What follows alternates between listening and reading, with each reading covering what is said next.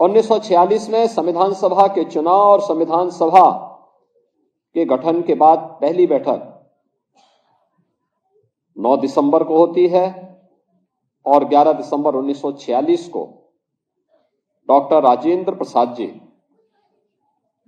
पहली बैठक की अध्यक्षता श्री सत्येंद्र नारायण सिन्हा जी ने की थी, जो संविधान सभा के सबसे वरिष्ठतम सदस्य थे। और उस सभा में डॉक्टर राजेंद्र प्रसाद जी को 11 दिसंबर 1946 को भारत के संविधान सभा के अध्यक्ष के रूप में उनका चयन होता है। और फिर इसके बाद एक कार्यक्रम आगे बढ़ते हैं। फिर संविधान की जो 13 समितियां बनी थी, उनमें जो महत्वपूर्ण समिति थी ड्राफ्टिंग कमेटी, जिन्हें संविधान के वास्तुकार के रूप में भारत का संविधान कैसे होना है, कितनी धाराएं होंगी, कितने अनुच्छेद होंगे, क्या क्या इसमें बंद और उपबंध होंगे, इन सभी बातों को समाहित करने की दिशा में जिस कमेटी को कार्य करना था, वह दायित्व दिया गया भारत माता के महान सपूत भारत रत्न डॉक्टर भीमराव अंबेडकर जी को, जिसे उन्होंने बखूबी निभाया। अनेक सत्र इस दौरान संविधान सभा के हुए और भारत के संविधान के अलग अलग सत्रों के माध्यम से अलग अलग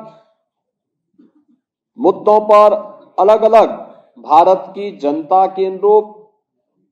न्याय, समता और बंधुता के लक्ष्य को प्राप्त करने के लिए क्या कुछ हो सकता है, इसके लिए अनेक सत्रों के माध्यम से जो निचोड़ आया। कभी आप देखेंगे 10 वॉल्यूम में भारत के संविधान सभा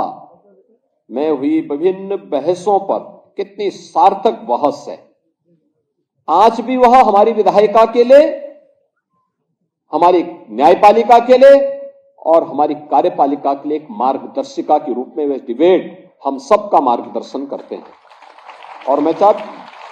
हम लोग चाहेंगे कि वास्तव में भारत के संविधान सभा के माध्यम से जो डिबेट हुई है, हर संस्थान में वे डिबेट होनी चाहिए। आपको उसमें मुद्दे मिलेंगे, तथ्य मिलेंगे, भारत की यात्रा के बारे में एक जीवन दर्शन को जानने और सीखने का एक अवसर आपको प्राप्त होगा। और अंततः